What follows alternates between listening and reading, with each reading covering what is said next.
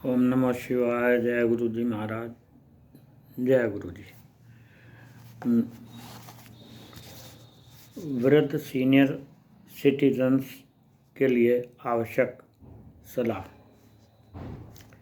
मैं वृद्ध senior citizen हूँ और मैंने रिटायरमेंट के बाद कई ज़रूरी अनुभवों को महसूस किया, जो कि मैं सभी के साथ शेयर करना चाहता हूँ, जिससे उन्हें काफ़ी लाभ होगा।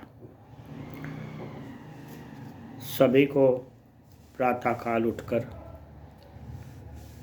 फ्रेश होकर कोई ना कोई शरीर को स्वस्थ रखने के लिए एक्सरसाइज, योगा, और योगा में प्राणायाम, कपालभाति और भ्रामरी, ये 3 योगा कर लें। और उसके बाद सैर पे भी जा सकते हैं और सैर करने से काफ़ी फ़ायदे होते हैं।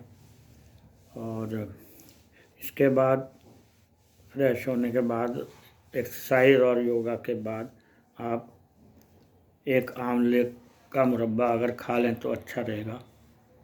पेट के लिए बहुत अच्छा होता है आंवला। पेट साफ रहेगा तो बीमारियाँ पेट से ज़्यादा चलती हैं वो नहीं होंगी।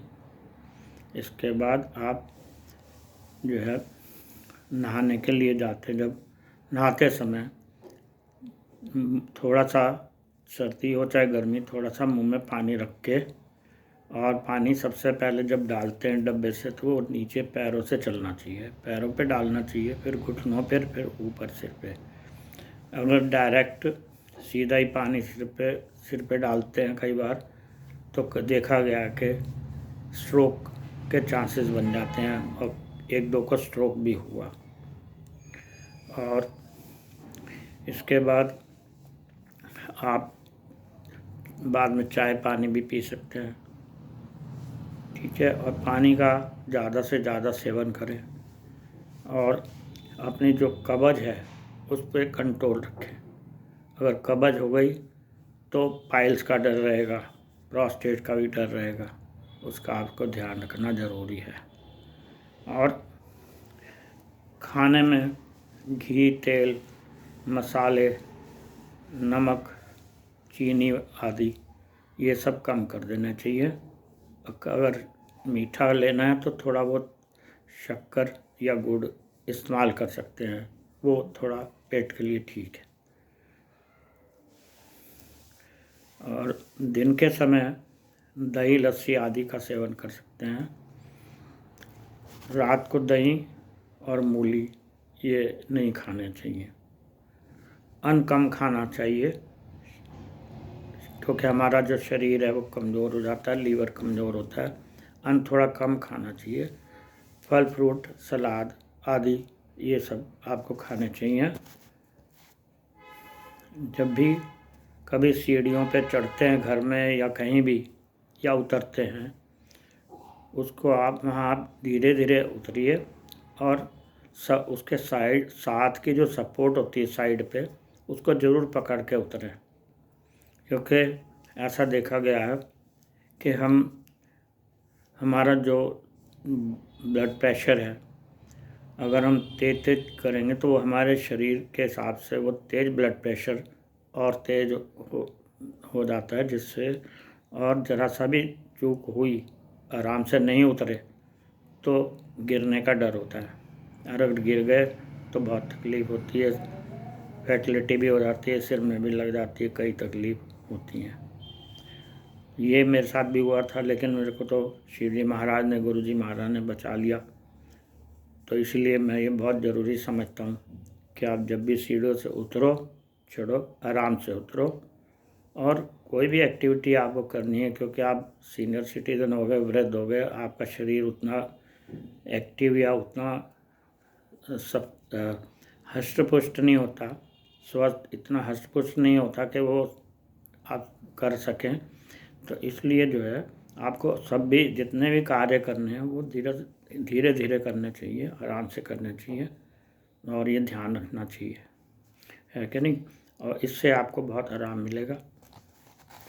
और सबसे अच्छी बात एक और जो मैंने नोट की घर गृहस्थी में, घरों में सब परिवार वाले होते हैं, उसके अंदर क्या होता है कि हम लोग चाहे कितने भी समझदार हों, सब कुछ हों, लेकिन आजकल के बच्चे जो है वो सोचते हैं हम ज़्यादा होशियार हैं और करते हैं काम, क्योंकि जनरेशन का गैप है, मॉडर्न लाइफ है, सब कुछ है।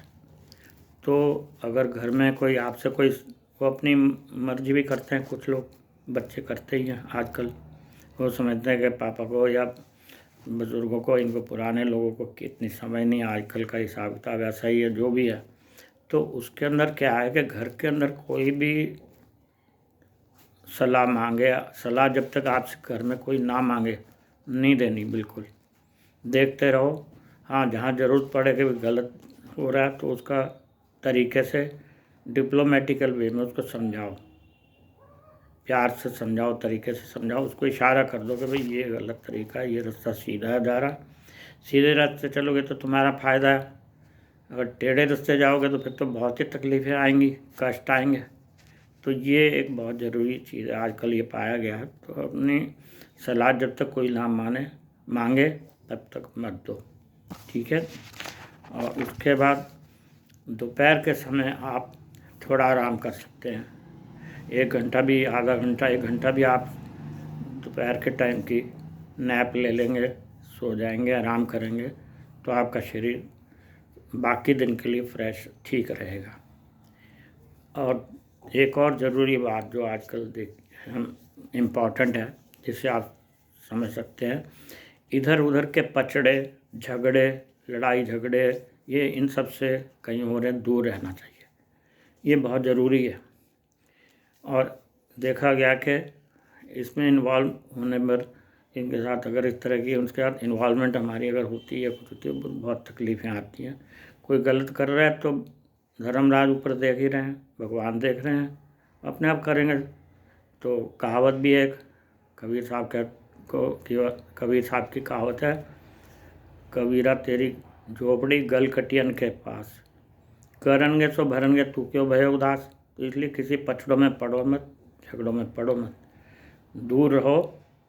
जहाँ ज़रूरी समझो कि भाई हाँ ज़रूरत है ख़ास और आपकी वैल्यू है, वहाँ थोड़ा अगर आपसे पूछे तो आप समझा सकते हो, अदरवाइज़ दूर रहने में ही भलाई है। और सबसे अच्छी बात जो इन सब बातों के बाद आपको धार्मिक बात बताना चाहता हूँ कि सभी जीव और जानवर, यानी कि मनुष्य, पशु पक्षी, सभी, हर पूरी प्रकृति और पूरे पेड़ पौधे पहाड़, हर चीज़ प्रकृति की और हमें भगवान ने बनाया। हम एक ही जोत में से सब पैदा हुए हैं, सब में जोत है सोई, सब में जोत है सोई, तिस दे चानन सब में चानन होई। जोत पावर हाउस है, पर बहुत जोत है, पावर हाउस है बहुत भगवान का, परमेश्वर का, उसी के हम अंश हैं, परमात्मा के हम अंश हैं, हम आत्मा हैं सब। तो हम सब उन्हीं की क्रिएशन है, उन्होंने सबको बनाया, तो हमें उन सबको प्यार करना चाहिए।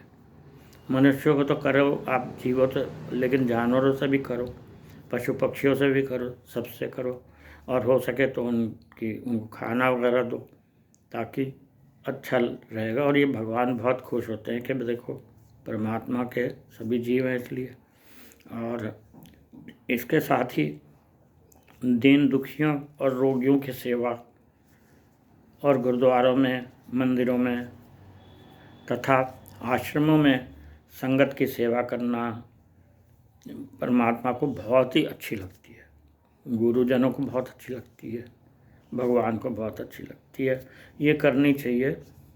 और हमारे गुरुजी हैं, शिव जी के अवतार हैं, उनका मंत्र है गुरुजी का, और जिन्होंने उनकी संगत में गए, उनके आश्रम में गए गुरुजी के, उनको बहुत सुख मिला, क्योंकि वो शिव जी के अवतार हैं, भगवान है, महाशिव है।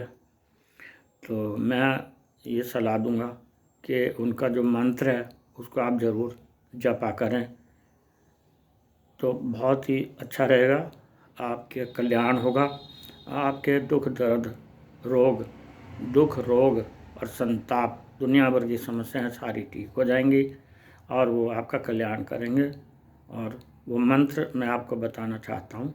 वो मंत्र इस तरह से है।